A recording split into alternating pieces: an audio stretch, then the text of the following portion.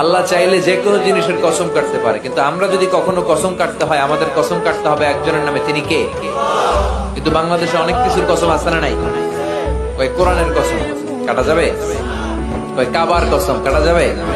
কই মাথার কসম কাটা যাবে? কই মায়ের দুধের কসম কাটা যাবে?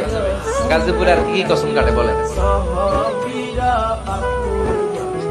বিড়ির কসম, কই বিড়ির কসম, ডাকাত কি আর কি কসম কাটেন আপনারা বলেন? বিদ্যার কসম, বিদ্যার কসম কাটে অনেকে, কাটা যাবে? আর কি কসম কাটে? মাটির কসম কাটা যাবে? আর গাছের কসম, আর হ্যাঁ আগুনের কসম কাটা যাবে? আর কি কসম কাটেন? চোখের কসম কাটে, একটা কসমও কাটা যাবে?